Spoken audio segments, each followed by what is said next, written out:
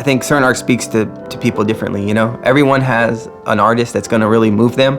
I feel like either, you know, musically or visually or with film, whatever. And it's always different for the individual, you know?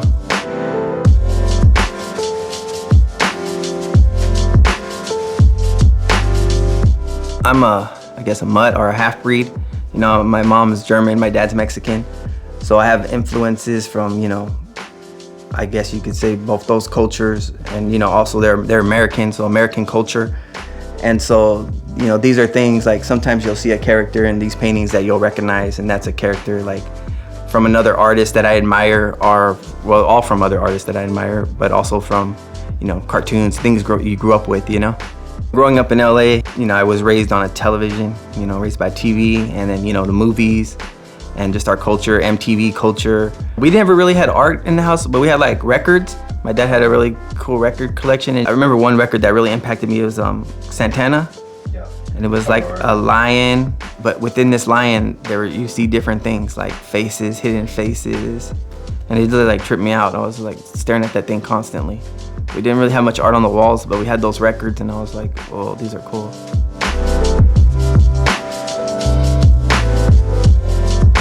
Definitely as a kid in this neighborhood, the first art that I seen was like gang, cholo writing, gang writing. And it was ESR, and it represents this neighborhood or the local neighborhood gang.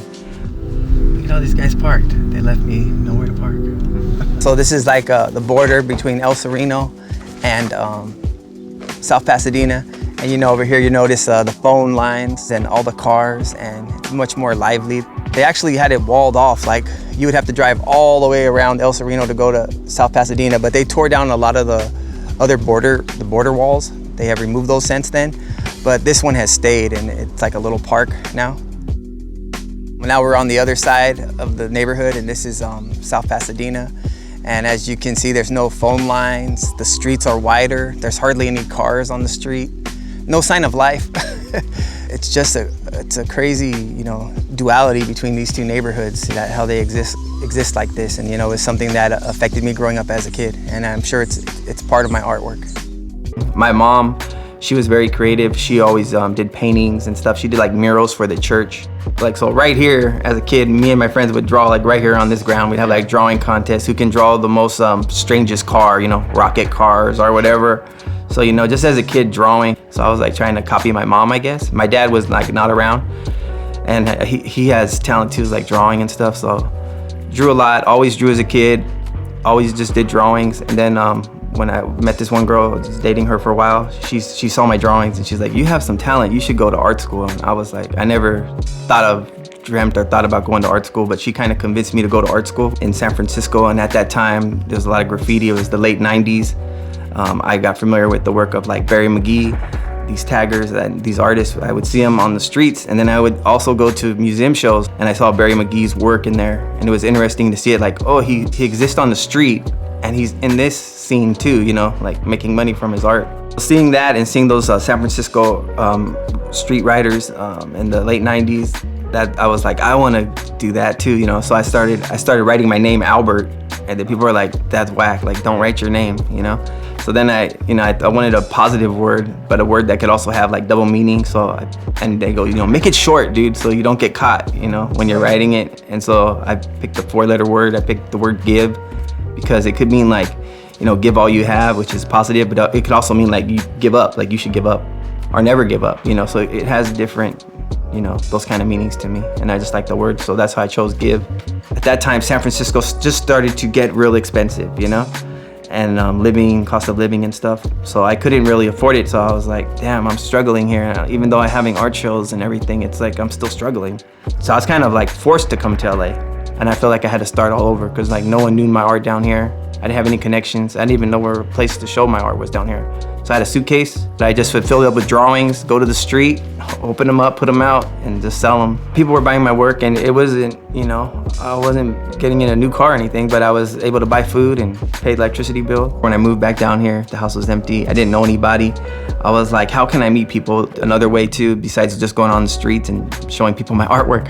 I was like, well, if I meet cool people, I'm gonna invite them, I'm gonna have a Halloween party. So I was like, well, I gotta have something for them to like, to draw them you know, draw people over here. So, you know, I put up art here in this garage, and then I would like make a haunted house in the backyard. At first I started making it with like things I would just find on the street. So mostly what I would find back then were couches, mattresses. I had them go through it. It was like a crawl thing, and then people were like, hey, you're cool and everything, but I don't want to crawl through there anymore. Like, there's mud. I'm getting mud on my pants, and there's black widows in there, and there's, someone said like, oh, there's like a raccoon living in that couch. And so I was like, okay, I gotta step it up, you know? So then I just built the whole thing out of pallets, and then people were going through there, and I was like scaring them. Every year, or throughout the year even, I learned more about how to build things, or how to make things look, or how to create a scary vibe. Now it's more arty, quote unquote. Here are some of my friends' tags. These are their throw-ups. Some paintings, all these mirrors and things. I found them on the street, put them in here. Here's a painting that my grandmother did. That's a creepy clown. I found this mannequin in the trash, and then I found a different mannequin. So that's a head from another mannequin, and it got those eyes from like a doll. You know, it's like it's all part of my artwork. And you come around this corner, it's really dark in here at night. All these old doors and old windows, you know, I found them on the street and repurposed them for this. So, but someone gave me this as a new mannequin that I got recently. And so I made her look like that. So right here we have, you know, some fake bugs and salamanders and snakes and rats and stuff, just to make it, you know, funny and a little bit creepy. And I like to have a sense of humor about these things.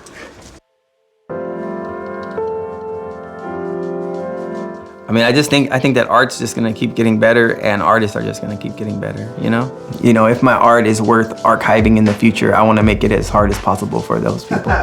It's contemporary art, but I also call it temporary art. I mean, it'll outlast maybe a few generations, and I think that's long enough, I think, you know what I mean? Yeah, you know, I think the NFT is just, it's the future. You can't escape that maybe our generation, I'm Generation X, I guess, that's what I was called. But you know, we're like collectors. We like to collect things, physical things, like books and DVDs and things like that. And the next generation, they don't care. They can have their movie like on their computer, or have their art on their phone. You know, that's how I feel. But I hope they still like physical art, paintings and drawings, because that's what I make. I don't want to be a part of the art world, those big art shows. You know, I feel like art gets lost in those things. Like if someone asked me to do it, I'd probably say yes, but that's not, to me, I'm not striving to do that. I want to be in someone's house. I want someone to have something, feel a connection, deep connection, and treasure it. So I want to be a part of the world, I should say, and not part of the art world. Because the art world it's just the same thing as I was trying to avoid as a kid. It's gangs, it's cliques. It's, you know, hey, well, I'm not gonna let you into my museum. I'm not gonna let you into my neighborhood. It's the same shit. So I'm trying to avoid that shit. I avoided it as a kid, and I'm gonna avoid it as an adult.